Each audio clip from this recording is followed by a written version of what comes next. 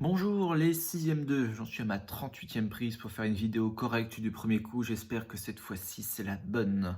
On est côté littérature, on a notre cahier ouvert et on a enlevé nos manteaux et on va étudier ensemble un conte encore de Charles Perrault, cette fois-ci Les Faits, un conte qui parle de la parole. Je vous invite à prendre le texte qui est normalement en lien sur Pronote si je n'ai pas fait d'erreur. Et c'est parti pour un petit peu de lecture ensemble. Il était une fois une veuve qui avait 2 filles.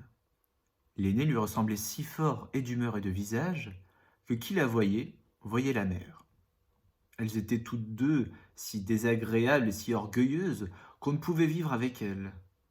La cadette, qui était le vrai portrait de son père, pour la douceur et pour l'honnêteté, était avec cela une des plus belles filles qu'on eût su voir. Comme on aime naturellement son semblable, cette mère était folle de sa fille aînée et en même temps avait une aversion effroyable pour la cadette. Elle la faisait manger à la cuisine et travailler sans cesse. Il fallait, entre autres choses, que cette pauvre enfant allât 2 fois le jour puiser de l'eau à une grande demi-lieue du logis et qu'elle en rapportât plein une grande cruche. Un jour qu'elle était à cette fontaine, il vint à elle une pauvre femme qui la pria de lui donner à boire. « Oui-da, ma bonne mère, dit cette belle fille, et rinçant aussitôt sa cruche, elle puisa de l'eau au plus bel endroit de la fontaine et la lui présenta, soutenant toujours la cruche afin qu'elle bût plus aisément. La bonne femme, ayant bu, lui dit « Vous êtes si belle, si bonne et si honnête que je ne puis m'empêcher de vous faire un don. » Car c'était une fée qui avait pris la forme d'une pauvre femme de village pour voir jusqu'où irait l'honnêteté de cette jeune fille.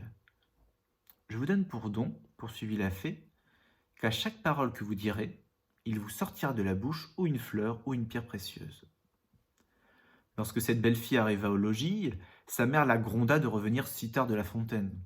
« Je vous demande pardon, ma mère, dit cette pauvre fille d'avoir tardé si longtemps. » Et en disant ces mots, il lui sortit de la bouche 2 roses, 2 perles et 2 gros diamants. « Que vois-je » dit sa mère, tout étonnée. « Je crois qu'il lui sort de la bouche des perles et des diamants. D'où vient cela, ma fille ?» Ce fut là la première fois qu'elle l'appela sa fille. La pauvre enfant lui raconta naïvement tout ce qui lui était arrivé, non sans jeter une infinité de diamants. « Vraiment, dit la mère, il faut que j'y envoie ma fille.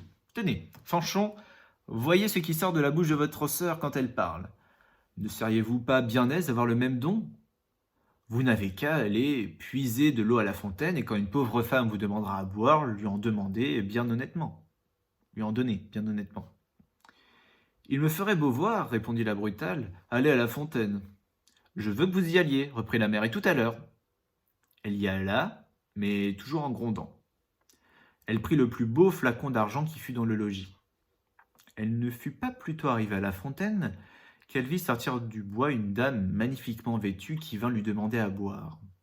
C'était la même fée qui avait apparu à sa sœur, mais qui avait pris l'air et les habits d'une princesse, pour voir jusqu'où irait la malhonnêteté de cette fille. « Est-ce que je suis ici venue, lui dit cette brutale et orgueilleuse, pour vous donner à boire ? Justement, j'ai apporté un flacon d'argent tout exprès pour donner à boire à madame. J'en suis d'avis, buvez à même si vous voulez. » « Vous n'êtes guère honnête, reprit la fée sans se mettre en colère. Eh bien, puisque vous êtes si peu obligeante, je vous donne pour don qu'à chaque parole que vous direz, il vous sortira de la bouche ou un serpent ou un crapaud. » D'abord que sa mère l'aperçut, elle lui cria « Eh bien, ma fille !»« Eh bien, ma mère !» lui répondit la brutale en jetant 2 vipères et 2 crapauds. « Oh ciel !» s'écria la mère, « que vois-je là ? C'est sa sœur qui en est la cause, elle me le paiera. » Et aussitôt elle courut pour la battre. La pauvre enfant s'enfuit et alla se sauver dans la forêt prochaine. Le fils du roi, qui revenait de la chasse, la rencontra et la voyant si belle, lui demanda ce qu'elle faisait là, toute seule, et ce qu'elle avait à pleurer. « Hélas, monsieur, c'est ma mère qui m'a chassée du logis. » Le fils du roi, qui vit sortir de sa bouche 5 ou 6 perles et autant de diamants, la pria de lui dire d'où cela lui venait. Elle lui conta toute son aventure. Le fils du roi en devint amoureux, et considérant qu'un tel don valait mieux que tout ce qu'on pouvait donner en mariage à un autre, l'emmena au palais du roi son père, où il l'épousa. Pour sa sœur, elle se fit tant haïr que sa propre mère la chassa de chez elle, Et la malheureuse, après avoir bien couru sans trouver personne qui voulait la recevoir, alla mourir au coin d'un bois. Moralité. Les diamants et les pistoles peuvent beaucoup sur les esprits. Cependant, les douces paroles ont encore plus de force et sont d'un plus grand prix. Autre moralité, l'honnêteté coûte des soins et veut un peu de complaisance, mais tôt ou tard, elle a sa récompense, et souvent dans le temps qu'on y pense le moins. Vous l'avez sans doute compris dans ce petit conte, tout ce qui est perles et richesses qui sortent de la bouche de la cadette sont en fait une représentation de son esprit honnête et doux. À travers ce petit conte, cette petite histoire, Perrault fait l'éloge peut-être du beau parler et punit à travers la sœur qui est désagréable, voilà, sa parole qui est vile, peut-être malpolie, etc., etc., etc. La justice, en fait, va être incarnée par la fée, par le merveilleux, et c'est elle qui devient un peu l'arbitre de la famille. On récompense le juste, on punit la mauvaise, comme dans tous les contes. Du reste, vous l'avez peut-être remarqué aussi, les personnages sont très très schématisés. La plus âgée des sœurs, elle est méchante, elle est malhonnête, elle parle mal.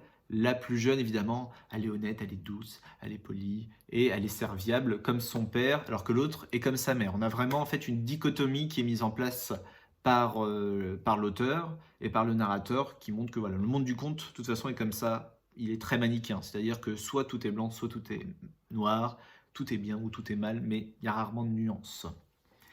Et pour finir, peut-être aussi, on a un seul nom dans ce texte, c'est le nom de la méchante sœur qui intervient une seule fois, Fanchon. Parce que pendant le reste du conte, on identifie les personnages selon leur caractère ou selon aussi leur fonction dans l'action. Ça permet de se repérer peut-être plus simplement dans l'histoire ou alors peut-être de pouvoir plus facilement s'identifier au personnage ou de rendre l'histoire peut-être plus intemporelle. Et je crois que j'ai à peu près tout dit pour ce petit conte, du moins assez pour ne pas vous saouler. Je n'ai pas trouvé d'autres mots, flûte. Sur ce, chers élèves, je vous souhaite une bonne fin de journée ou une bonne fin de soirée. Ça dépend quand est-ce que vous allez regarder cette vidéo. Si jamais vous avez des questions, si vous avez des problèmes avec Pronote ou quoi que ce soit, n'hésitez pas à m'envoyer un message et je vais essayer de faire en sorte que vos camarades qui n'ont pas accès à Internet puissent aussi trouver une solution pour accéder à la chaîne YouTube, même si le contenu n'est pas brillant. Mais bon, c'est votre professeur de français qui le fait, alors on va faire avec. Au revoir.